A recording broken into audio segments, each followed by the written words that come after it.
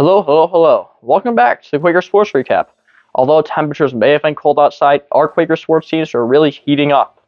I stopped by a modified wrestling meet and also went to our undefeated rifle teams match against Lancaster, which I'll tell you about next. Spoiler alert, they're still undefeated. Let's get right to it!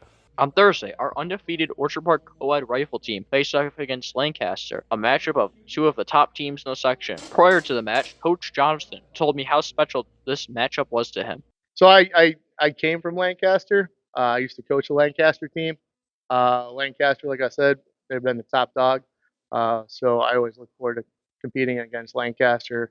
And up until this season, before in December, we weren't. I haven't been able to take them down, but we were able to beat them in the other discipline that we shoot, which is all standing. The whole match is a standing match. The match did not disappoint, with Orchard Park claiming a 1,146 to 1,102 victory after pulling ahead in prone 393 to 374. Our Quakers then took standing by a score of 378 to 363. That left Lancaster in a hole for the kneeling portion of the match, which the two teams tied 377 to 377. Finn Johnson led the way with 290 points, and Kathleen Moran was close behind with 288 points, including a perfect 100 points in the prone position. I asked Coach Johnston about the transition from standing to three position shooting for this portion of the season. Prone, usually everybody can shoot pretty well in prone, so you don't have to worry too much about that.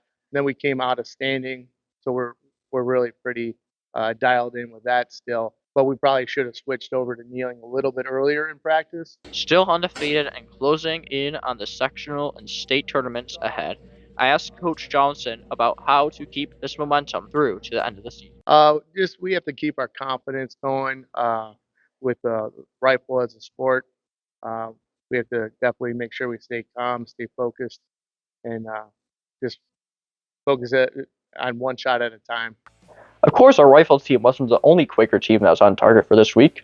Boys swimming also remained undefeated. Girls hockey posted another shutout. Our boys bowling team had a good week on the lanes. Let's take a look at how all of our teams did.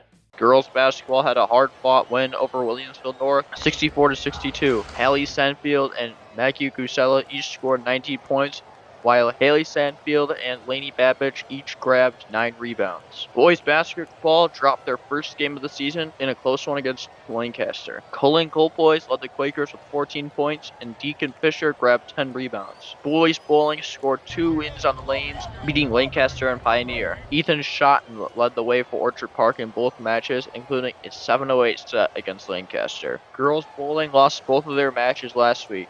Jillian Yarns was Orchard Park's top bowler for the week. In boys hockey, Orchard Park defeated West Seneca West 5-2. Carter Zakrzewski scored 2 for the Orchard Park Quakers in a 4-goal second period. In girls hockey, OP won 2-1 in overtime against the Hamburg/West Seneca team and shut out the Kenmore/Grand Island team for the second win of the week. In wrestling, Orchard Park defeated St. Joe's in a non-league match 36-34. Aiden Rodriguez, Leon Bartolotti, Landon Shevlin, Lucas Acuna, and Jack McDonald and Max Landwehr all won their matches by falls.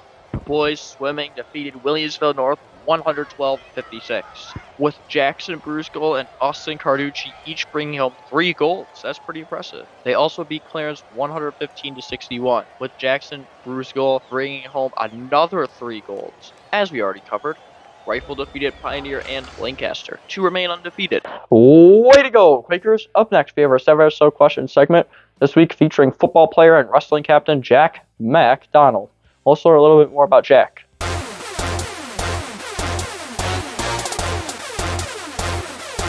When did you start wrestling?